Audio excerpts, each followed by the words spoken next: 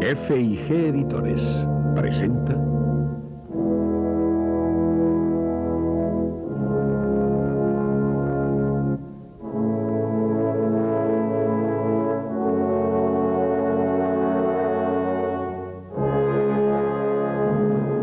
Museos de España.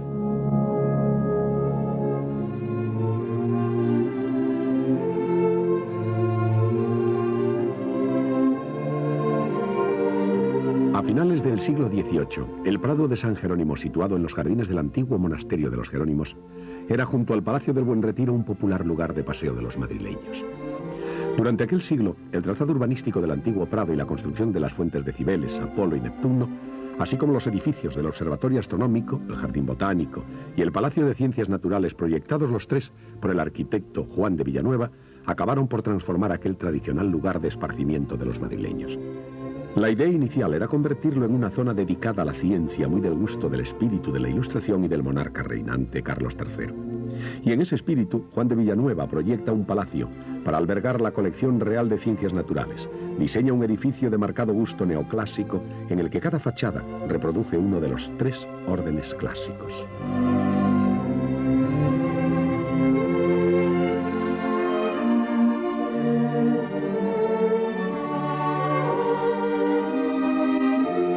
Su pórtico principal, presidido hoy por la estatua de Velázquez, es concebido como un templo clásico y presenta columnas de orden dórico. A los lados se extiende la fachada con nichos decorados con las alegorías de las artes y sobre estos una magnífica galería de columnas.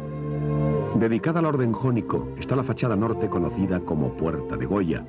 El corintio, por último, está bellamente reproducido en la fachada sur o Puerta de Murillo.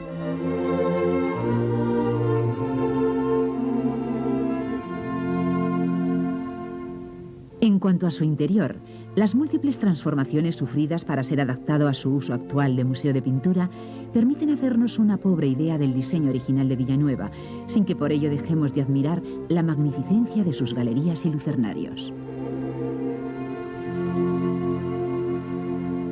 El museo organiza su exposición por escuelas y procedencias, contando con una importante colección de pintura española desde la Edad Media hasta el siglo XVIII que le hacen único en el mundo. Esta extraordinaria colección se vio recientemente enriquecida por la pintura española del siglo XIX, que se exhibe en las dependencias anejas del Casón del Buen Retiro. Cuenta también con una espléndida representación de la pintura flamenca y la italiana, y en menor medida la francesa, alemana, holandesa e inglesa. Además de la pintura repartida entre los dos edificios, más la prestada a museos provinciales, los fondos del Prado acogen importantes obras escultóricas, grabados, dibujos y artes decorativas que suponen un patrimonio de más de 15.000 obras de arte.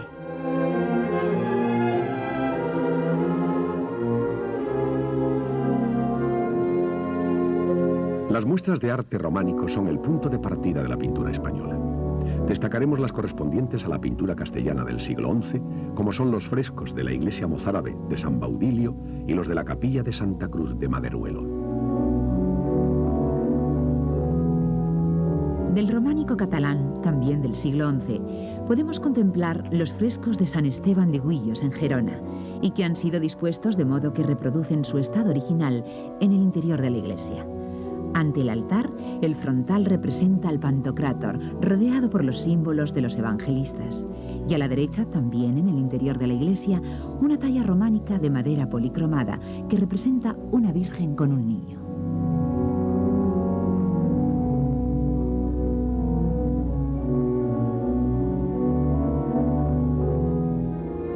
Con la llegada del estilo gótico, las iglesias y catedrales comienzan a cubrirse de retablos y la pintura abandona las paredes para pasar a la tabla. La sobriedad del románico se transforma en relumbres de oro y el hieratismo se trueca en expresividad. Como dos muestras representativas de esta pintura religiosa, podemos contemplar el Cristo entronizado de Fernando Gallego, así como la riqueza ornamental del Santo Domingo de Silos, del maestro Bartolomé Bermejo.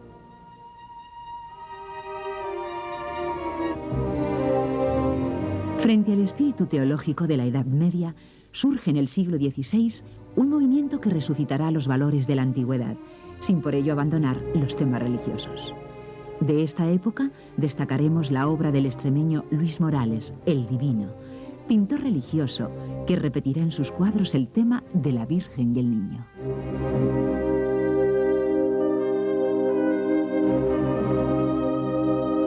Entre los retratistas destaca Sánchez Coello, con sus conocidos cuadros de las hijas de Felipe II, Isabel Clara Eugenia y Catalina Micaela, de acentuado realismo en el tratamiento de las texturas como un anticipo del barroco.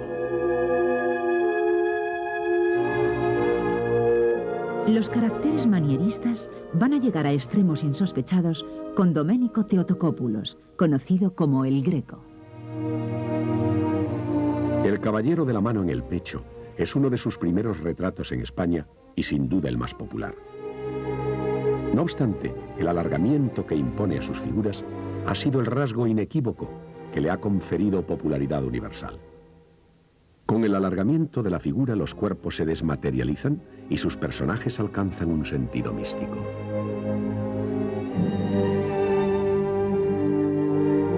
Una época de esplendor creativo en todo el pensamiento europeo se produce de mediados del siglo XVII a mediados del XVIII, periodo conocido como el Barroco.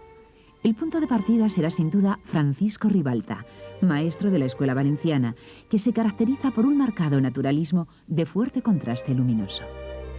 En esta misma línea está la obra del valenciano José de Ribera, conocido como el Españoleto, con quien el naturalismo alcanza su más alta cota. Francisco de Zurbarán, maestro de la escuela sevillana y extremeño de nacimiento, aportará a la pintura una luminosidad ambiental precursora de nuevas actitudes.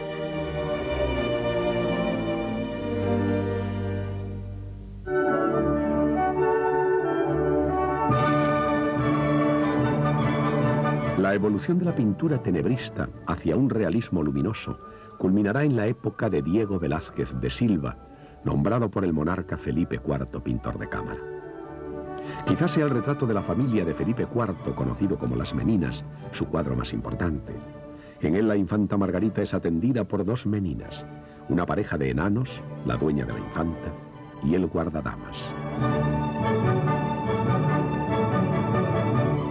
Velázquez se representa a sí mismo pintando y también los reyes aparecen reflejados en el espejo. Al fondo, el aposentador de la reina asoma por una puerta. La naturalidad de esta escena es sorprendente, como si de una instantánea fotográfica se tratara, con la que además el pintor propone una cierta complicidad hacia el espectador, dirigiendo la mirada de tres de sus personajes fuera del cuadro: la infanta, la enana y el pintor. También en la rendición de Breda, algunos soldados se dirigen hacia el espectador en esa actitud tan característica del pintor.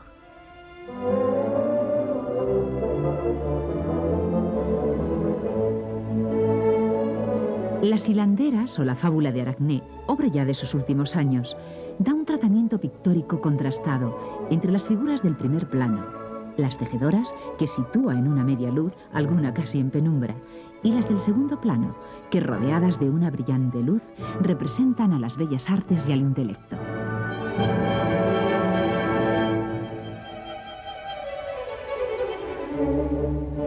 Coetáneo de Diego Velázquez, pero perteneciente a otro ambiente bien distinto, Bartolomé Esteban Murillo es el más popular de los maestros barrocos de la escuela sevillana presentes en el Prado. Dos de sus obras, representativas como cualquier otra de su forma de hacer, pueden ayudarnos a comprender esa fuerza popular de su pintura. La Concepción es una muestra de sus vírgenes jóvenes y bellas que sugieren una sensación de vida apacible y tranquila. El protagonismo del color se impone sobre la forma, dando lugar en esa pérdida de la línea a lo que ha venido a denominarse técnica vaporosa. La otra línea del maestro reflejará los ambientes familiares tiernos y la representación idealizada de los niños. El siglo XVIII se debatirá entre la pintura cortesana de gusto neoclásico y los intentos por romper con el academicismo imperante. La primera de estas corrientes está claramente representada por el pintor de la corte Rafael Mengs y los bodegones del pintor madrileño Luis Eugenio Meléndez, quien en su óleo Un trozo de salmón, un limón y 3 vasijas, nos presenta un claro ejemplo de esta técnica detallista y de la utilización de la luz al servicio de las texturas y las materias. Hablar de la otra corriente, la renovadora, pese a la existencia de numerosos artistas de importancia, es fundamentalmente hablar de Goya. El zaragozano Francisco de Goya y Lucientes es un claro exponente del momento que le correspondió vivir, del cambio de siglo y de la ruptura violenta con el pasado anticipador de la modernidad. Su pintura transmite todo el patetismo y violencia de los acontecimientos que agitaron a España y también la luz y las sombras como símbolos de esa tensión social. Incluso el Goya pintor de corte no renuncia a la crítica o la ironía, como cuando retrata a la familia real de Carlos IV y convierte la expresión gestual de los rostros en crítica mordaz.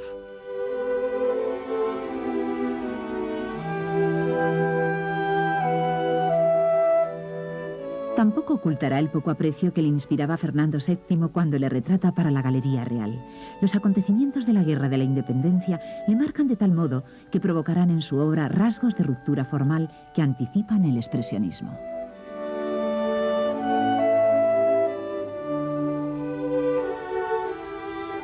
El 2 de mayo y los fusilamientos de la Moncloa anticipan ya esos nuevos valores formales en el trazo violento y el contraste cromático, así como los valores éticos, al convertir sus temas en denuncia de la angustia social, la violencia y la barbarie de la destrucción del hombre por el hombre, mostrada con toda su crueldad. El retrato de los duques de Osuna y sus hijos es una clara muestra de esa otra pintura delicada, de colores claros y armoniosos, dedicada a los importantes personajes que fueron protectores suyos.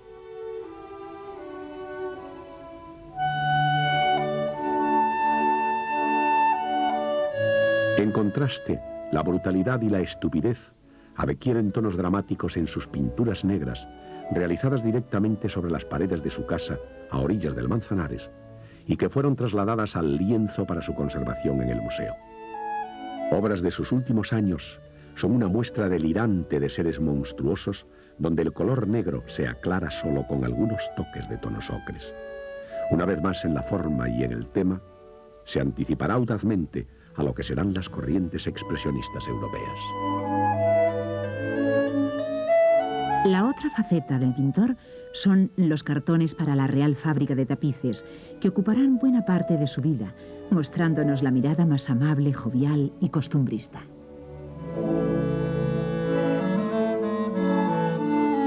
Su concepción idealizada de lo femenino alcanza su máxima expresión en La maja desnuda, obra controvertida y que le ocasionó no pocos problemas y que dará lugar, como en un juego de espejos, a la maja vestida, virtuosismo de transparencias del que corre la anécdota, que lo pintó para superponerse sobre la maja desnuda de forma que pudiera taparse un cuadro con el otro y burlar de ese modo las insidias provocadas.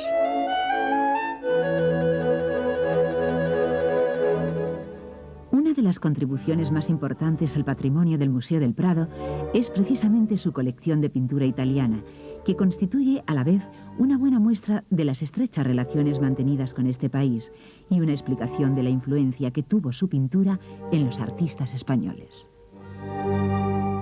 El espléndido Quattrocento italiano está magníficamente representado por la Anunciación, una de las piezas capitales de Fray Angelico y una de las joyas del museo. La obra nos muestra de forma rotunda algunas de las características de la escuela florentina a la que pertenece: trazado perspectivo acentuado y formas góticas con colores claros y de gran intensidad luminosa.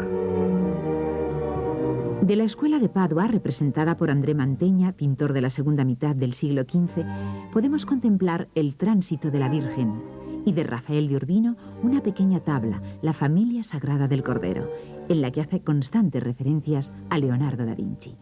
En el retrato del cardenal, su maestría queda plasmada en la expresividad del rostro y en la luminosidad de las sedas que lo visten. La escuela veneciana del siglo XVI, que tanto influirá en los artistas españoles del XVII, tiene en el Prado la mejor colección que pueda encontrarse: Tiziano, Tintoretto y Veronés. Sin duda los más destacables, pero no son los únicos. Entre los muchos retratos salidos del pincel de Tiziano, El dedicado al emperador Carlos V, el Mühlberg, constituye la mejor prueba de su capacidad expresiva. Aunque no menos importantes fueron sus desnudos femeninos. Baste decir que algunos serían después copiados por Rubens. Jacopo Robusti, el Tintoretto, será el introductor en Venecia del manierismo.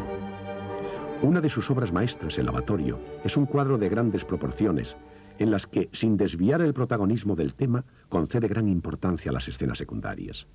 La luz se hace más fría, las figuras se alargan y establece unos cánones de belleza muy expresivos y llenos de dramatismo. Uno de los más bellos retratos femeninos de Tintoretto es La dama que descubre el seno, de colores suaves, para transmitir la delicadeza del tema. Pablo Veronese, conocido como el Veronés, es autor de obras de grandes dimensiones, esplendorosas y vitales, que sentarán las bases del barroco. En Venus y Adonis, la luz será protagonista al dirigir la mirada del espectador hacia el cuerpo de Venus. En la disputa de Jesús con los doctores en el templo, será la arquitectura y la perspectiva el centro de su interés. Los fondos de pintura flamenca del Museo del Prado discuten con la italiana su derecho a ocupar un segundo puesto tras la española. La colección cuenta con una rica muestra que acoge la obra de Van Dyck, Mabuse, Patinir y un largo etcétera.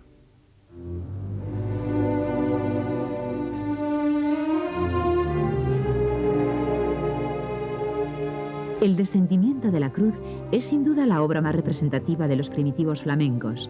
Pintada por el maestro Van der Weyden, narra todo el drama humano que se centra en las figuras de Cristo y la Virgen, que en su disposición paralela rompen la simetría vertical del resto de los personajes. En la segunda mitad del siglo XV hace su aparición uno de los artistas más fantásticos que el mundo haya conocido, el Bosco. El tríptico El carro de heno presenta en su tabla izquierda la creación de Adán y Eva, el pecado y la expulsión del paraíso. Su tabla derecha recoge su concepción del infierno. Y la central que da nombre a la obra es una alegoría satírica del reparto de los bienes y placeres del mundo, simbolizado en el gran carro de heno que, tirado por demonios, ocupa el centro de la tabla.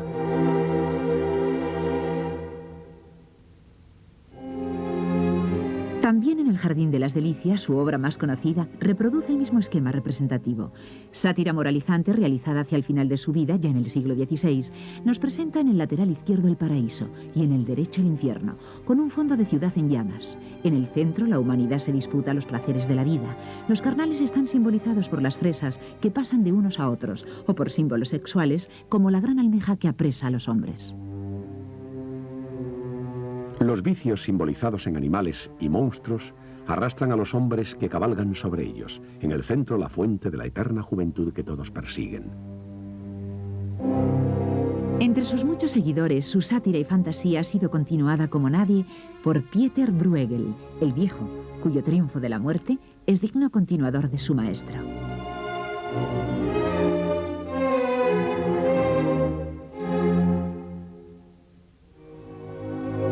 Pero sin duda será el sensualismo y la exuberancia de formas y colores de Peter Paul Rubens la clave que lleva al barroco de este siglo XVIII a cotas insuperables. Artista polifacético, trabaja todos los géneros, desde la pintura religiosa a la mitológica, pasando por la histórica y la alegórica.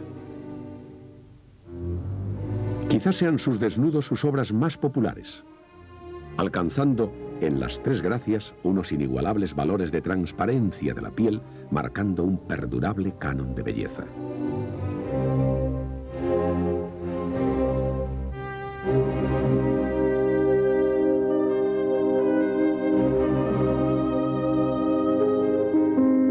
La pintura francesa, presente en el Prado en menor medida que las anteriores, tiene como figuras destacadas la obra de Nicolas Poussin, Claudio de Lorena y Antoine Watteau.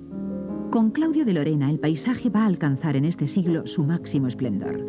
En Paisaje con Tobías y el Arcángel San Gabriel, la naturaleza se despoja de elementos arquitectónicos y se nos ofrece iluminada por un sol de atardecer. Pero el verdadero esplendor se va a alcanzar con la llegada a Francia del estilo rococó. Antoine Watteau, su introductor, está representado por algunas magníficas obras como capitulaciones de boda y baile campestre, que nos muestra un paisaje delicado y brumoso de iluminación crepuscular.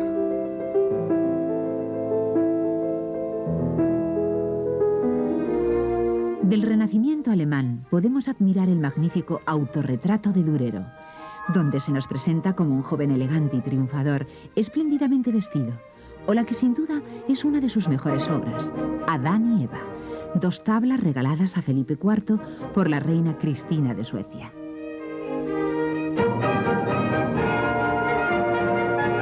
Mucho más representado está Antón Rafael Mengs, padre del neoclasicismo y pintor de cámara de Carlos III. Gran retratista, de él podemos contemplar desde su autorretrato al que realiza del monarca Carlos III, o los que representan a María Luisa de Parma, princesa de Asturias y esposa de Carlos IV.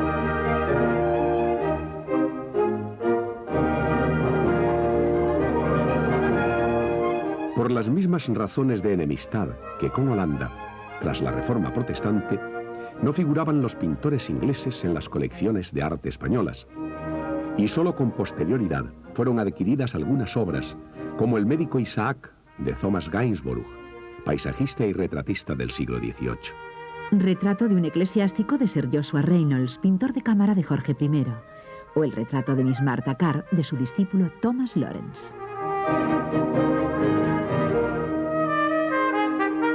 Asimismo, el museo exhibe una importante colección de tallas y esculturas repartidas por las diferentes dependencias.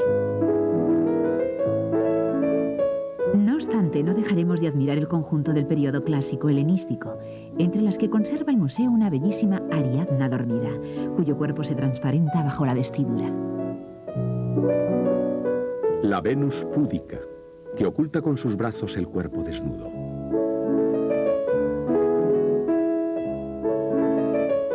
O el Diadumenos, copia del original de bronce de Policleto, autor griego del siglo de oro.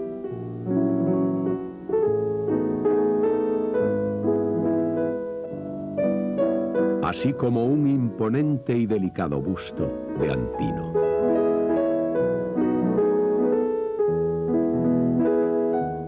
Guardado en la cámara acorazada del sótano se encuentra el denominado Tesoro del Delfín, perteneciente a Felipe IV de Borbón por herencia de su padre, el Gran Delfín de Francia. El arte renacentista y barroco se presenta en este tesoro a través de vasos de cristal de roca, engarzados en oro, esmaltes y piedras preciosas. Recipientes de lapislázuli y turquesas, ágatas y jaspes de impresionante belleza, así como otros muchos trabajos que combinan la orfebrería con la suntuosidad y delicadeza de las piedras preciosas.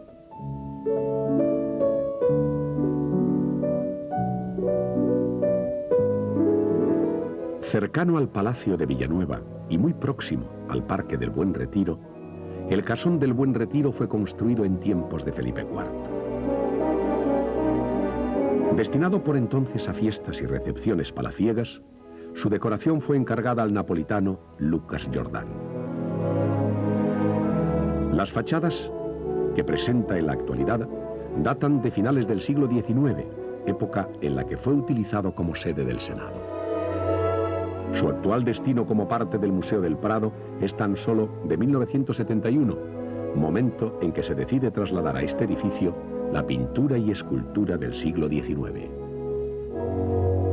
El aspecto más notable del edificio son los frescos de Lucas Jordán, única muestra de la decoración original que desarrollan en la bóveda del salón principal el tema de la alegoría del toisón de oro, con decoración en forma de cadena propia de la Casa de Austria.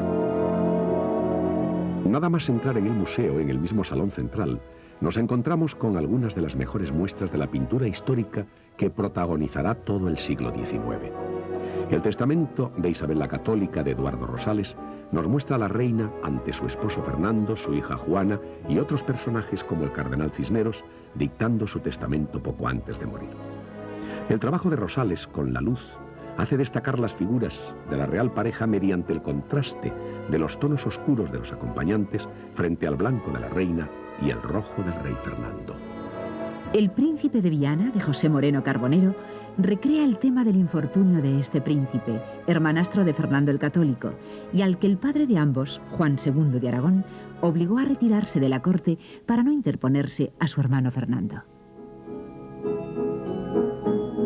De Francisco Pradilla, otro de los grandes pintores historicistas, podemos admirar su obra cumbre, Doña Juana la Loca, en la que nos muestra un alto en el camino del largo y fatigoso viaje de Doña Juana con el cadáver de su esposo hasta Granada.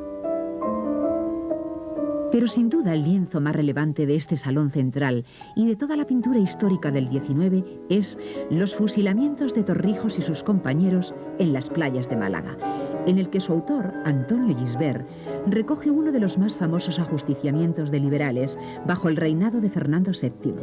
Las figuras oscuras de los protagonistas se destacan sobre los luminosos tonos azules que conforman el fondo de mar, montañas y cielo.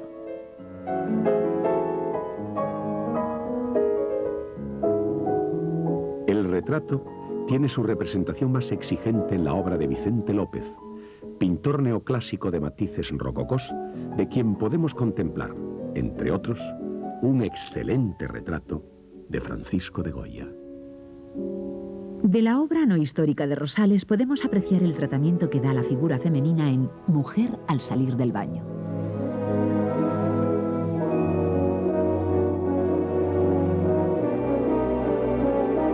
El paisaje será también un tema habitual en los pintores del XIX.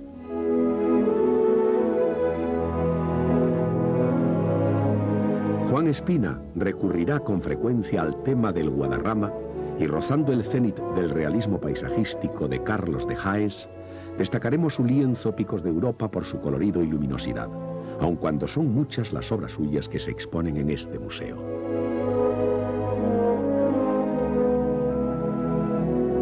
Finalmente, en otra línea, Federico Madrazo, hijo de José de Madrazo, responde ya a los nuevos gustos de la época del reinado de Isabel II. Un estilo cortesano que tiene en el que hiciera de la condesa de Vilches el más claro y rotundo ejemplo de la pintura de este siglo XIX.